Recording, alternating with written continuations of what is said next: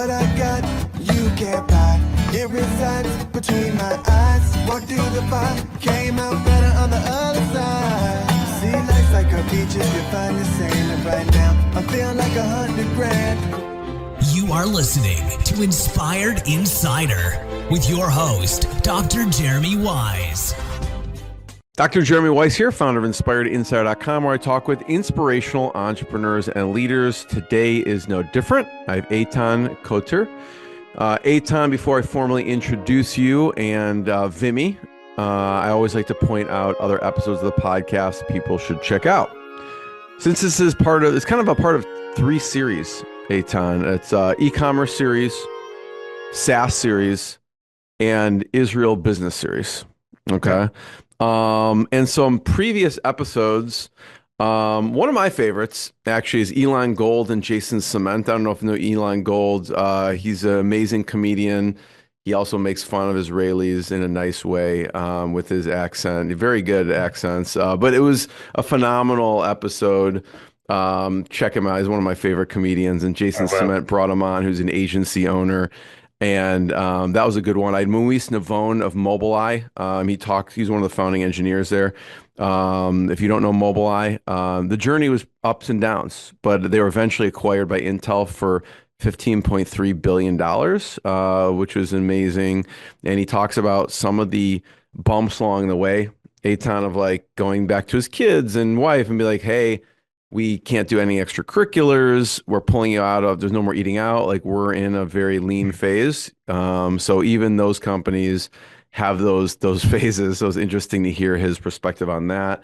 I had another Eitan, Hitayat on, and he talked about, building brands across different continents, and he helped release Google or Gmail in Africa. It was very interesting, and many, many more on InspiredInsider.com. So check those out. This episode is brought to you by Rise 25. Rise 25, we help businesses give to and connect to their dream relationships and partnerships. How do we do that? We do that by helping you run your podcast. We are an easy button for a company to launch and run a podcast. We do the strategy, the accountability, and then the full execution. So anytime we call ourselves the magic elves that run in the background to make it look easy for the host so they can create amazing content, create amazing relationships, and most importantly, run their business. For me, the number one thing in my life is relationships. And I'm always looking at ways on how I can give to my best relationships. And I have found no better way over the past decade to profile the people and companies I most admire and share with the world what they're working on. So if you've thought about podcasting, you should. Eitan and his company have a podcast, which we'll talk about.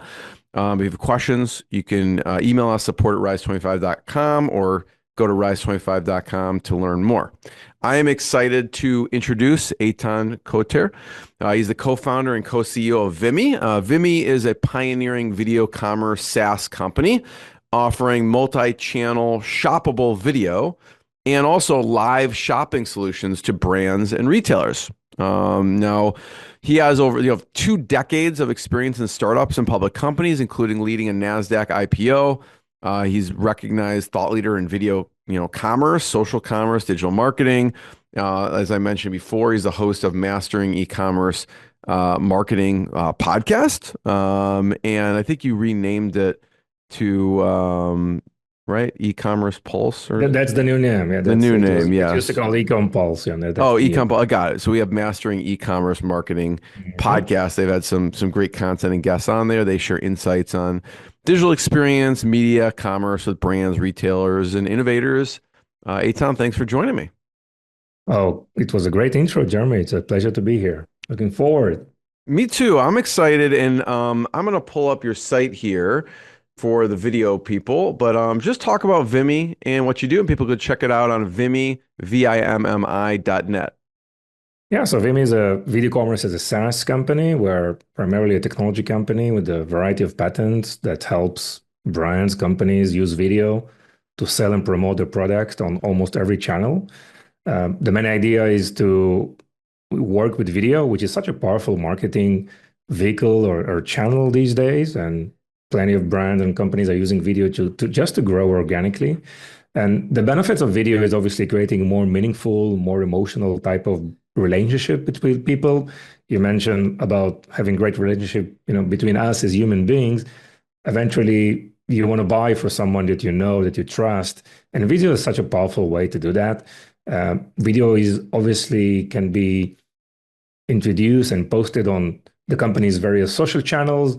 And we actually enable social commerce in our platform. So in one dashboard, you can make videos shoppable, both live and non-live, post those videos on your own website with interactive video players that you can actually check out from the video player itself while watching the video. But you can also share and post those videos across multiple social channels and marketplaces just to enjoy the benefit of social commerce. We know how it's difficult it is to just acquire new customers to your own website. So why not deploy videos and product information across different channels that people are spending their time on, and also giving them the ability to check out. Now, all these different platforms are enabling various ways of making videos shoppable. Obviously, every environment, every community is different, but we implemented all those APIs into our platform, and it's in a very easy way. In one click, you can just create videos, associate them with product pages, post them on all the channels, and just enjoy the benefit of having the ability to sell across multiple channels. And Eitan, we'll get into, for the e-commerce and retailers out there, how do you use Vimmi? How do you actually use Vimmi to increase sales? But I'm curious, talk about the evolution of Vimmi. And we were talking before we recorded product market fit. Now you really focus on e-commerce. You make it very easy for people. I mean, it's a relationship, and it's very much easier to form a relationship with video. And I know my kids, they'll watch, these videos on these social channels, and they'll want to buy the stuff. And so like I end up buying all this stuff. And speaking of, these brands should probably use Vimmi, because I had to click, we had to go search on Amazon or one of these other platforms. If it made it easy right there just to click on it, we could just buy it straight from the video. And a lot of people are like, this is cool, I want to do this.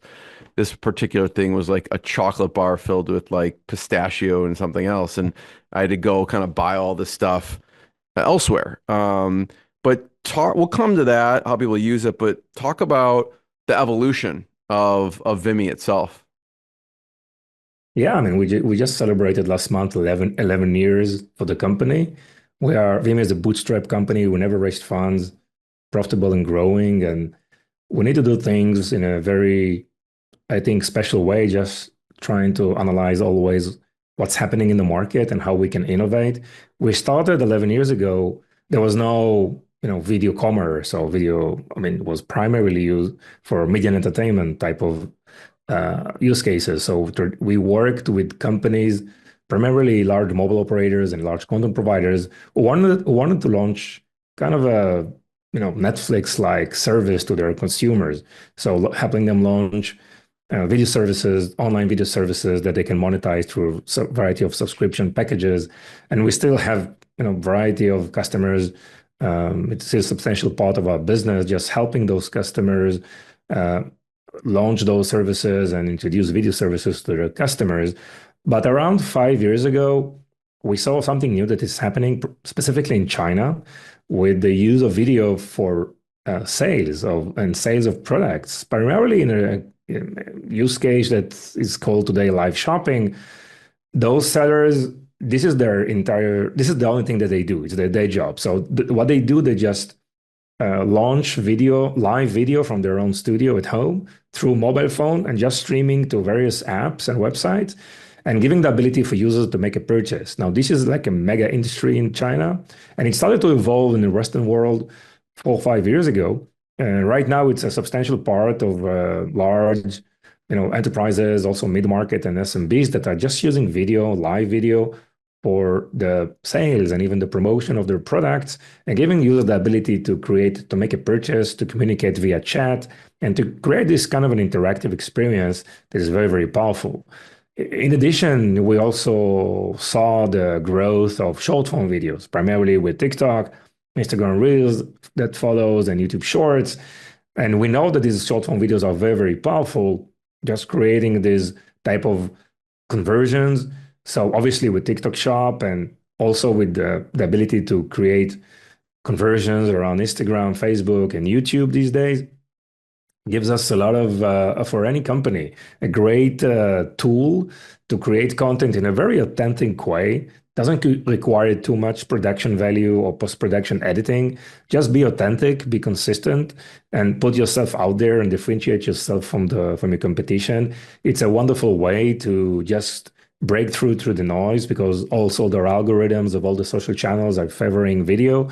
Just want those videos to be longer forms and more exciting videos, that the algorithm will just push these videos because it just keeps users in the platform for a much longer time. So we took our experience from big media and entertainment projects serving millions of users on our platforms, and we launched that video commerce business unit. And today we work with brands, with retailers, enterprises who just want to use video in a much more meaningful way.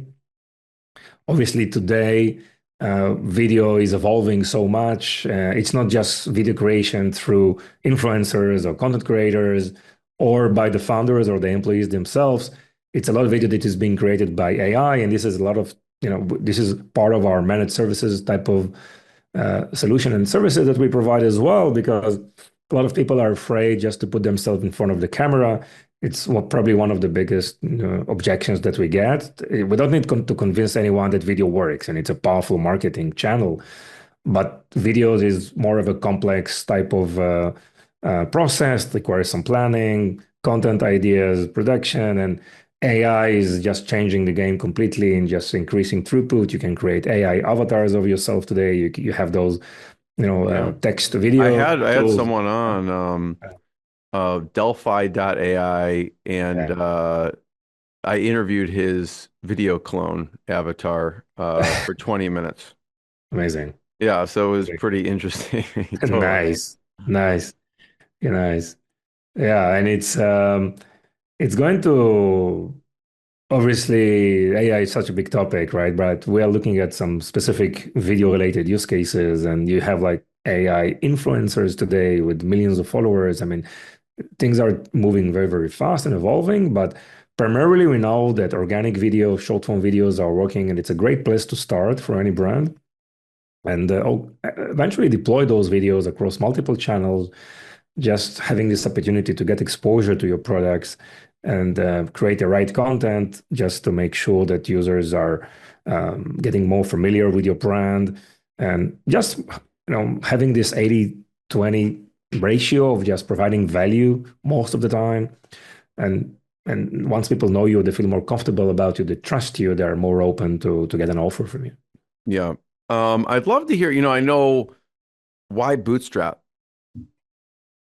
Yeah, so it's a good one. I mean, this is my third startup. In the first one, I mean, we raised a lot of funds from VCs, right? And also, it's a company I took to, I was 30 and I did an IPO in Nasdaq. It was an amazing experience. That company eventually got acquired by a larger company. So what type of company was that? What did they do? It's the company called Scopus Video Networks. It was in the video compression thing. Remember, these are the days of broadcast. So you always been in the video space. Yeah, always. I'm in like 2 decades in the video. This song Hotel California by the Eagles, right? There is a line there that you can check out every time you like, but you can never leave, right? So it's the same. I mean, my first CEO in Scopus told me, hey, take another couple of days, think about it, because if you start working for us, there is no way for you to get out. You're going to just keep working in the video industry for your entire career. And now I understood what he meant. I mean, it's evolving so fast. I started in video where we help companies just move from analog to digital video. And then we help companies do the transition from digital video to internet-based video and using the public internet for streaming video. And then today, every one of us just receiving this full HD 4K video on any screen, and we expect it to be, working smoothly. But it's so much technology involved that just make these things happen. And I saw that evolution. And obviously today video is like everywhere, right? It's in commerce. Video is like 82% or 83% of the worldwide internet traffic, right? According to Cisco. So it's a very powerful way of building a relationship, creating more of a kind of emotional experience. We are social creatures. And with the growth of AI and digital screens, we are looking for this human connection, and video is very powerful just to maintain this type of, let's say, feelings, right, which are very important in business. So you raised money for that company.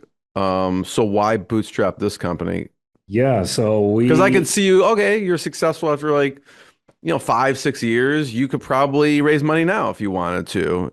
yeah, so we were very lucky at the get-go. So we identified an opportunity that, in 2013, that more and more companies are going to use video, specifically video streaming, for a variety of use cases. So we started to develop content delivery networks, monetization platform, back-end, front-end tools, and we invested this from our own pockets. I have a co-founder. His name is Amnon Sheriff. We both still the owners and the managing partners of the company, and we manage the company day to day. And we thought that let's start and see. Anyhow, if you want to raise funds, even 15 years ago, you need to show some progress, right? Slides are not enough. You have to show some validation, some POCs you do, or some product market fit, like initial steps, just to get. VCs don't like to invest when there is a risk, right? They need to see good traction, and they're happy to support you for growth. So what happened was that so we went for like few exhibitions in the US and in Asia, and from each exhibition, it was in the same year. We got introduced to like 2 enterprise size opportunities. There are like 7 figures opportunities, and we bid as a new company. I mean, and we went to their labs. These are like B2B, very long sales cycles, like 6 months, 8 months, working on pre-sales, documentation, statement of works, project management. This is the style that, where I grew up with, and we won those 2 accounts, right? So we said, okay, we need to raise not funds, but we need to hire a lot of people. So we did that. I mean, we came from enterprise experience. We were managing public companies, so we knew what needs to be done in terms of operation, growth, execution. So for us, it was a great experience. And we said, hey, we're already. What was the product like at that point? So was it still, did you tell them, hey, like, we can do this, we're going to build this out? It's almost like raising funds from customers just paying you, as opposed to raising from VCs. I always like to give the example of a real estate, or a real estate example. If you're a real estate entrepreneur, and so you buy a piece of land, right? And you go to an architect and he drafts an amazing diagrams from you, and like you can see the whole building like in 3D. Like, this is what right? you're getting. Totally. Yeah. And you put a big sign and there's nothing there. It's just land, right? There's nothing there, but you can see the sign and you start selling those apartments, right? So we had the core technology that we've developed, right? For the last it was like 6-8 months that we already invested in R&D and developing without even having a company. And that main engine of video management, content preparation, streaming, that core technology was very, very innovative. It's still a patented technology that is quite unique, that we maintained throughout all those years. But the scope of projects were larger than that. So we acquired another company because we had backup from these engagement. We could go to the bank to get loans, right, just to maintain healthy cash flow, because we knew that this type of engagements are like multi-year engagements, minimum 3 years. By the way, we keep some of these accounts still today. Some of our accounts we work for like 8 years, 9 years, and they're happy customers and just renew the agreement with us for additional 2-3 years every time. And then you can maintain some kind of you can plan, right? You can plan a few years forward in terms of our projected income. And these are not like large enterprises, like, Fortune 500 enterprises. And we did a good job, I think, in the way we presented ourselves and probably showcased. We were very, very fast. And this is where, we believe a lot in this, I would say, narrow innovation, I can call it. Right, start for something very, very small, show that you make a difference, that it's a breakthrough, and then get customer feedback and iterate very, very fast. I mean, have internal processes that are very agile, flexible, get feedback and iterate, just provide the new features even on a daily basis that are actually required by those customers that you're working with, and grow your solution for these type of customers and be very, very focused in this approach instead of just spray and pray to a large category and hope that something sticks. So I believe a lot in just zero in, be like a laser focused on the type of customers you want to start working with. Show them something very, very small, not big, small, that makes a difference, and then grow from there. And just implementing this land and expand type of strategy. And if it's done right in a very focused way, you don't need a lot of customers to make substantial growth, right? And so we grew like 100, 50%, 100% every year with a very, very small amount of customers, because this is where we started. We started with enterprise, large customer that obviously we had the ability to use the profits just to create more products and develop products that are not fully attached to a specific customer that asks for them for these products. We always kept those developments as just licenses that we can, non-exclusive license that we can work with any type of customers without any limitation whatsoever. And that this helped us, launch our SaaS platform. And definitely it was what we did on the initial phase with online video platforms, and this is something that they do right now. Right now you can go to the Vimmi website, you can create an account. You have a free for life account, but you can also grow, with paid plans if you need more capacities and abilities. So yeah, I mean, this is we knew that we can project cash flow, and we said, okay, let's bootstrap, because we knew that VC funds and external funding is great, but it has a lot of I would say headaches, right? And you're not controlling the company, and you have to invest all money in like 18, 20 months. Otherwise, you're not performing, and it's a big risk to take. And we took a not smaller, I would say a more focused approach, rather than try to win big, just grow more in a modest way, but do things in a high confidence and through high quality. And that's a different style of doing things. Quality of life is much better. That's for sure, Jeremy. There's a couple of things I want to unpack there because a lot was jammed in there. One, pricing, I want to get back to. Oh, it's interesting when you go to Vimmi.net, okay, you can see there's actually a free plan, right? Which is obviously a big conscious decision to do that, because no matter if someone is free, I mean, it still costs you money on the back end. It still costs you, customer service. It still costs you everything for you to run these things. So I want to talk about pricing. I also want to talk about growth, growth through partnerships. So I do want to touch on that, because in this e-commerce world, and possibly Delphi may be a partner for you. Who knows? I'll introduce you to Dara, but like Dara's the one I interviewed as video clone, actually, and that'd be maybe interesting. So I do want to hit on partnerships, but you said something about, your co-founder, right? And growing this team, and you had experience doing this. So I want to talk about the evolution of the team first. How did you meet your co-founder? Oh, that's also a nice story. Probably Wix, right? As a website builder. So both of us went to meeting at Wix. I had a company in the video space, and also my co-founder also had a company in the video space, and we were like in the same phase of our career evolution, and we were introduced by a VP in Wix that said, okay, well, maybe you two need to talk, right? So we were in the same, we felt that joining the company, so Vimmi is a merger of two companies, right? The merger happened in 2014. And it was my company, my co-founder company. And we said, okay, let's join forces. So we shared R&D, we shared support, sales, all the customers, and it was much more powerful proposition.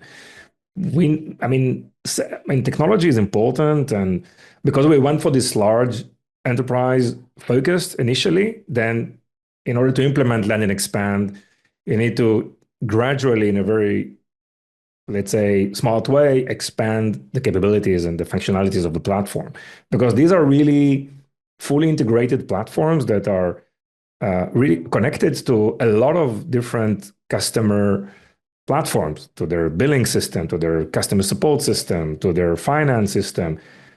I mean, each one of our customers, we have customers that probably hundreds of people are just engaging with the platform every day. Okay, like various stakeholders from different companies, so from different departments. Again, in those large enterprises, and when you well, this is working already. You hear a lot of, and you do these daily calls to the customer. You hear new demands, and you say, "Fine, yeah, we can do that." So some of that we do by internal development, some of that we do through acquisition, some of that we do through partnerships, right? And that's this is why we introduce and we focus a lot on partnerships, not just for go to market, but also for the backend side of things, just making sure we implement solutions that we can provide to customers. And we know today that SaaS is really not enough to succeed, right? And definitely in the AI stage, the ability to do one thing that is really, really unique for a longer time is no longer something that we enjoyed probably 20 years ago. 20 years ago, we would launch product. We knew that product is going to be sold for at least 5 to 7 years. The same product, right? But it's not the case anymore. Maybe it's 5 to 6 to 7 months today, or even weeks. Now, the way you have to be constantly innovating. Yeah, what we did, constantly innovative on tech functionalities, but also on services and managed services. We are in an era today of companies looking at their operational efficiencies, more focus on profitability. Just all that fractional CXO is like on the rise, right? Trying to work with more external agencies or external service providers instead of hiring. And we know that all the companies are reducing headcount, definitely because of AI and all those focus on just eliminating those business units or those tasks that are not contributing directly to profits. And they're happy to give you a lot of tasks if you take a more done for you role within this. So this is a change that we are experiencing over the last year or so. And we're working now on revamping their entire website just to move to a more video commerce as a service type of proposition, just providing all these type of managed services on top of the a huge amount of technology that we have. And these services are ranging from just doing this video transformation, helping existing companies do the migration to a more of a video-based type of approach, helping companies with social commerce, definitely all the AI-related opportunities. Okay, so definitely like AI content creation, AI, video chatbot, shopping assistants, AI avatars, as you mentioned before, and go to a more managed service because this is something that the market demands. So like we hear a lot from customers, hey, this is great. We would love to do that, but we don't know where to start. I mean, we don't have any resources. Please, here is the marketing budget that we have. Can you do something with it? And we are becoming like an extension of our customers in terms of sales platform, sales acceleration services, let's say, and just helping them deploy their products, goods, like all over the place in terms of their various marketplaces, social networks, publishers, and just helping them sell all over because they're struggling to acquire new customers, to struggling with retention. They're looking for more ways to innovate. They do understand they need to try a lot of things, as we talked about, iteration, being agile, and just move fast, break things, kill things that are not working, and try to evaluate what's working or what's not. And this is probably increasing the use of how do you analyze data, how do you work with analytics, and create the right attribution for the various tasks that you do. And this is a lot of things that you can do on the Vimmi platform today. Yeah, it sounds like, there's a white glove component to it. Someone may come. I mean, obviously there's a software and you're powering these things, but it also just makes it easier for onboarding and also makes it stickier because okay, if we get them up and running, then they could just use it and they'll always be a customer because they're getting sales through the platform. So we just need to get them up and running and help them through that. So as there is a self-serve, there is also, hey, like, let us help you get this up and running and working and things like that. I remember I had the founder of Acuity Scheduling on, Gavin, and he knew like the blockage points of like when people would churn. Like if they didn't do these things, they'd churn. If they didn't do these three things, and they churn at this point. And so Yep. his goal was just to, okay, fix those little blockage points along the journey. Eventually he sold to Squarespace, which was interesting. But yeah, Yes. he was like amazing at finding those things and putting those processes in place Yes. there. I think we are in a specific time that right now in the SaaS evolution that we are reaching this saturation phase. There is a SaaS fatigue all over, right? And I know that what I see and what I hear that a lot of companies are investing not in finding new SaaS, but just eliminating a lot of SaaS tools that they have internally. They don't know what type of tools they are using because they just create all these subscriptions for the last 3 5 years, and they just want to eliminate everything. And this is an opportunity also again for the big companies to become bigger because just to acquire more startups and more SaaS, just to include that with additional functionalities. So if you have a Slack or if you have a whatever some kind of a workflow platform like a Monday.com, whatever, Yeah. this platform will increase in terms of their functionalities and the ability to do things. It's easier for anyone because you already have the subscription with them. Increase it in a few dollars rather than just evaluating a new startup and start the whole process. No one has time for that. So this is why this is also influencing the decision, and it's something that needs to be well understood, by a lot of SaaS companies out there. Eitan, talk about the kind of the evolution of the team for a second. So it's the two of you, you merge and then you've grown. What does the evolution of the team look like when we kind of fast forward from start Yeah. till now?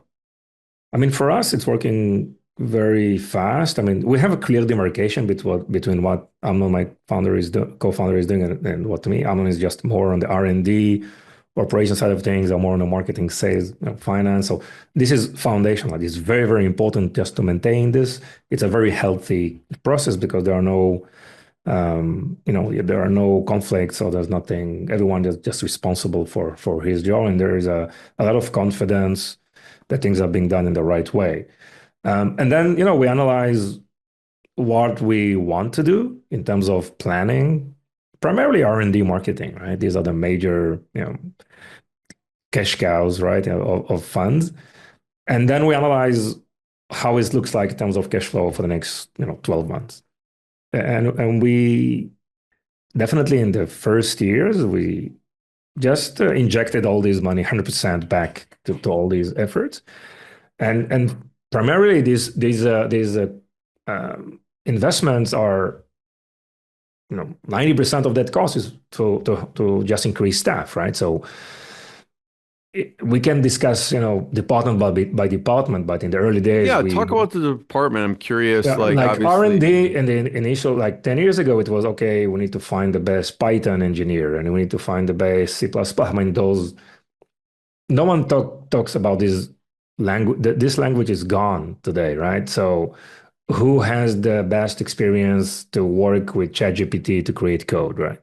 So that's the primary criteria. And we are not allowing teams in R&D that are not working with ChatGPT or many other tools just for creating code, right? And it was a process. Initially, they were like not sure, but they figured out quite quickly that this is a fundamental way of doing things today. In parallel, there was a huge investment that we didn't plan in all the DevOps, SRE, all these type of, let's call them IT or implementation engineers that are more responsible for managing, cloud resources, implementing stuff, on our SaaS, just making sure that on the lower levels of the engineering layers of the infrastructure, these things are working very well, implementing those processes of moving from staging to production in a very professional way and just testing in QA. These are the most expensive resources, for any company these days, right? So, and then probably 3 years ago, data, right? Everyone talks about data analytics. So you need to have this. We've launched this data science team, right? So you hire PhDs and try to hire those data engineers that are helping to analyze data, enrich data, create segmentation of the data, and come up with recommendation. And then recommendation is machine learning, AI, and then analyzing the models out there and what can be used to create smarter decisions in terms of content recommendation, product recommendation, variety of business KPIs that are important for our customers that makes a difference for them, how to use the data, how to collect the data, enrich it, and take smarter decision around primarily recommendation of a variety of things, right? So this was the evolution on that side of things. And as we grew as a company, more resources towards 24/7, type of support, bug fixes, help desk. And we are, as a bootstrap, the first thing that we are looking for, are we going to hire or are we going to implement AI for that, right? So for everything, for chatbots, for support, for 24/7 knock that we have, right? We have big knock with screen just monitoring videos all over the world, so our millions of users are watching videos, and there are people just uploading content and stream content from anywhere. So you need to make sure that on the engineering level this thing is working, right? It's not just an application that enable you to do something. There are bits moving from one side of the world to the other, and they move in high capacity and high volume. You need to make sure that everything is smooth working, and it's kind of that layer of they call it layer one in the engineering or IT side of things. It needs to work and perform. So definitely things are being done in a more efficient way. Now, in the marketing side, as you know, eventually for a growth company, marketing is the largest item in terms of budget and the P&L of every company. Mostly you hit a point where marketing is like double the cost of R&D, because you want to just use and exploit those opportunities all over the world. And for us, as a bootstrap company, you don't have that kind of budget for marketing, right?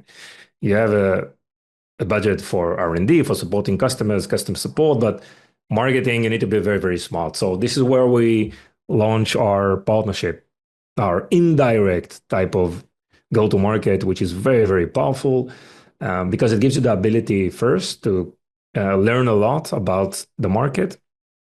And we have two types of partners: technology partners and business partners. Technology partners are like Shopify, like Fourth Wall, like various companies that are providing, let's say, e-commerce services or related software or a SaaS solution to businesses or to creators or to different type of customers. And they require some kind of a video solution for Vimmi just to complement their entire solution. So Shopify were on the marketplace. With other companies, we did like a deep integration that we are in the in their internal backend or dashboard or console, let's say.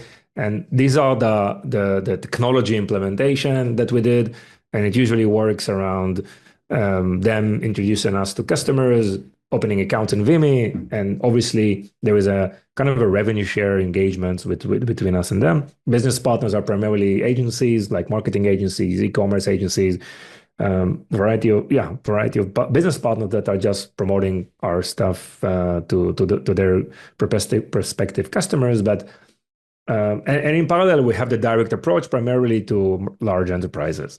So that's our, let's say, our go-to-market right now, which is very, very focused. It's not, we're not doing PPC, we're not doing any advertising.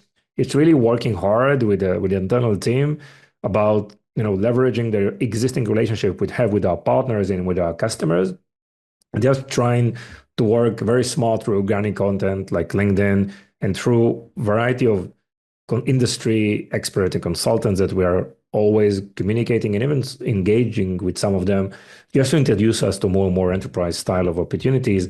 And this kind of a holistic go-to-market works for us very, very well. So, Eitan, we're looking here at the partner page, right? So we're vimmi.net/partner. From the technology side, if someone has a platform, they can kind of integrate Vimmi into it, like Shopify, WooCommerce, and exactly. We see any website, Wix, Google Merchant. And on the business side, e-commerce agencies, I could see that benefits them. It also benefits you because they could have a new product they can offer clients and Yes. also boost their revenue. So e-commerce agent, I've had a number of e-commerce agencies on the podcast for sure, Mm. and I can see how they'd be like, yeah, like this is another stream that we can help our clients. Obviously, they charge for that, right? And so they can manage it, hopefully making your job, the customer support job at Vimmi a little easier because they can manage 10, Yes. 20, 50, 100 clients on the Mhm. platform for that client. So are there any other ideal partners that like from on the business side? So obviously e-commerce agencies, is that the main one, or are there any other type of No, uh as I said, it's a yeah, mix of, I mean, technology partners, it's an ongoing work. I mean, like every yeah, week we are working on making those integrations just to make life easy for their yeah, customers, just to click a button and do this OAuth, with our platform.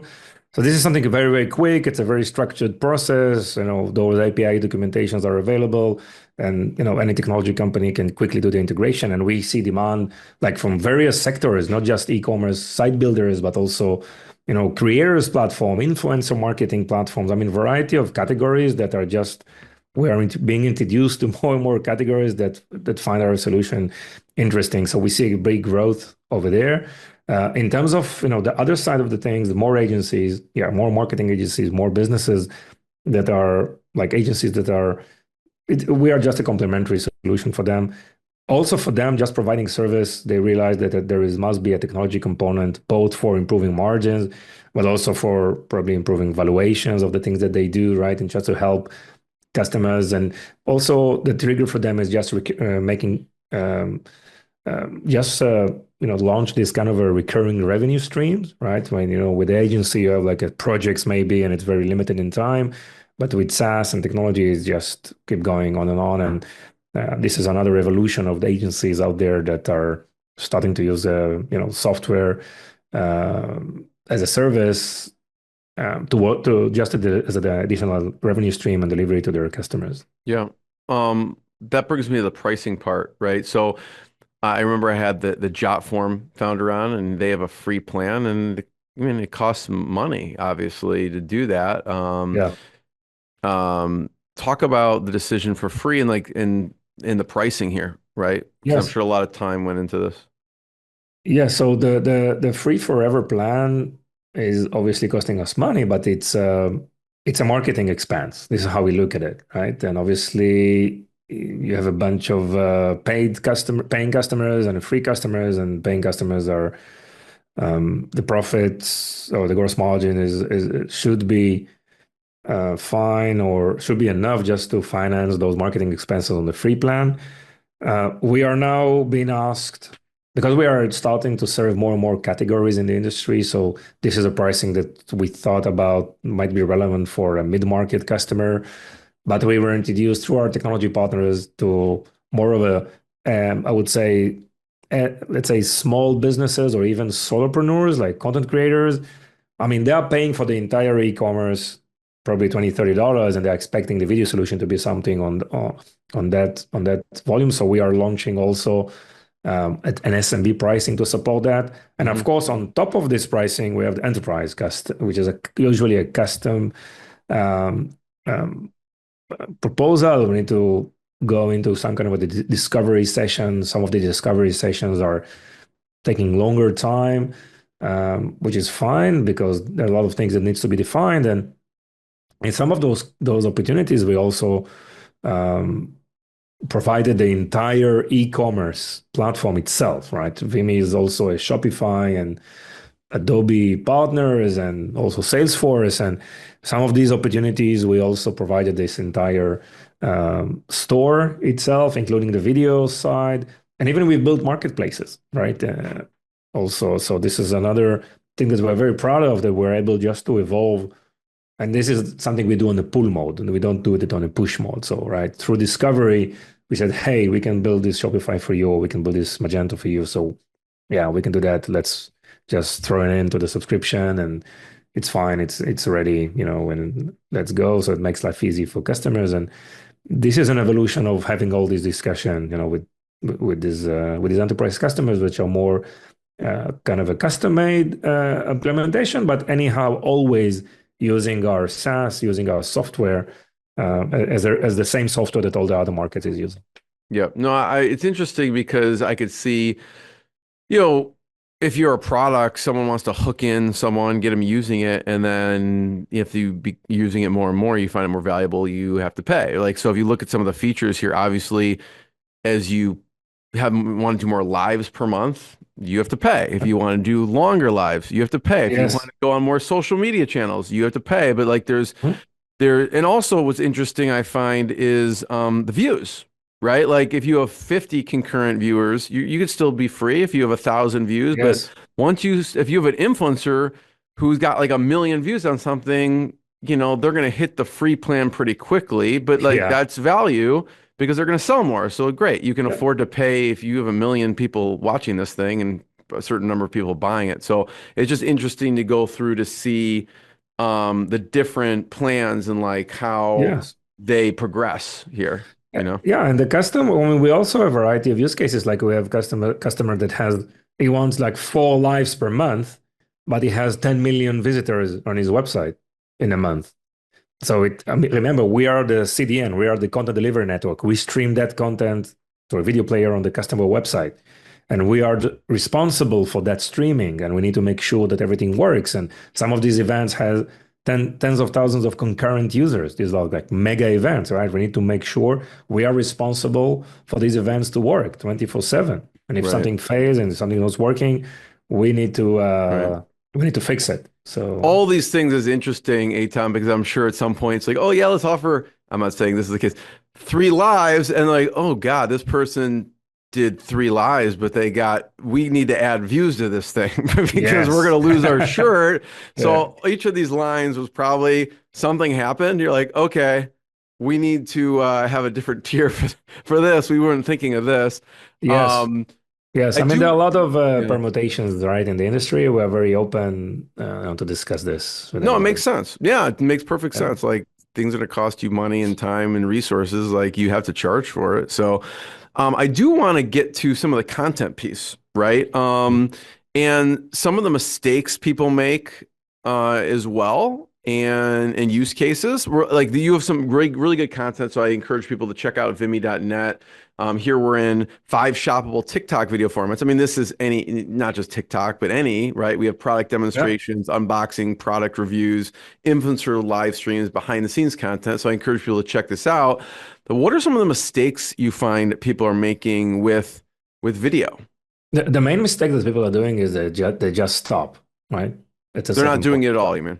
Yeah, consistency is key. I mean, usually recommend to start with short form videos, create a list of customer pains, provide information about the industry, about trends, provide case studies, testimonials, and you can create a list of 50 content ideas, right? Just on top of your head if you concentrate for like 30 minutes. And just create content around that. No one cares about the background or the production value or the editing. You need to have good sound. Just showing yourself out there. That's it. Don't spend too much time on editing. Probably add captions and remove some, pauses and hums. And there are so many AI tools there that you can do that in one click. Okay, so some of my greatest successes, I spent like 10 minutes on this video. Just one shot on iPhone, 2 clicks on editing, and that's it. Posting all over, and it works in a very like a hockey stick way. It's not a gradual growth, right? And you can see you can spend a few weeks with not a lot of views, probably 10, 20, but suddenly one video will get you 50,000 views. And then 1 month later, you get 100,000 views. And this is the way it works. It works like a hockey stick. Don't spend too much time analyzing initially the data. Just focus on consistency and authenticity, showing yourself out there. What works very, very the best today is founder-led content or employee-generated content. Don't spend too much money on influencers or content creators. Just do it by yourself. And if you're afraid of camera, or find someone in the organization who is happy to do that. Even incentivize him, giving some bonuses of making actual sales from these type of activities. And today, of course, you can clone yourself to an AI avatar, and through text you can create videos, right? And no one knows about it. So that's another tip, like a pro tip, right? And again, many tools out there that you can do. They can do that for you. No, I love that you said that because I tell that people all the time. Just do it. They're worried about the video like all this stuff. I'm like, just go out and start doing it. You'll get better as you do it. And it is consistency and authenticity. And I mean, the That's videos it. I did, the podcast Yeah. interviews I did 15 years ago, when I look at it, I'm like, oh my God, that's terrible. But like, it was fine. You know, it actually was just authentic. And it, you know, I find, and you probably find this too with influencer videos, some of the ones that pull better when they just flip on their phone and record, as opposed to like a professional video shoot, because people can sense, oh, you just flipped on your phone, you don't have your hair and makeup done, and it's believable, Yeah. you know. Last question, Eitan, is some of your favorite episodes in your podcast here. In my podcast? Yeah. Oh, so many. I see Martin Greif. I've had him on too. He's a good one. Who are some of the favorites Yeah, on the Samir, podcast? you know Samir. So it was so I mean this episode with Teresa Zimmerman, right? Talking about how to navigate retail challenges and I mean retail is so important. Like brick and mortar is 80% of overall retail in the US, right? Still 80% of the business is done offline. So plenty of opportunities over there, and definitely for omnichannel. Yeah, I mean I love all the episodes. It's very difficult for me to. We try to work very hard to try to qualify and onboard probably the best, experts in their respective niche. So First of all, Eitan would be the first one to thank you. Everyone, thanks for sharing your journey, your stories. Everyone can check out Vimmi, vimmi.net to learn more, and we'll see everyone next time. Eitan, thanks so much. thank you so much, Jeremy. It was a pleasure. What I got, you can't buy. It resides between my eyes. Walked through the fire, came out better on the other side. See, life's like a beach if you find the sailing right now. I'm feeling like 100 grand.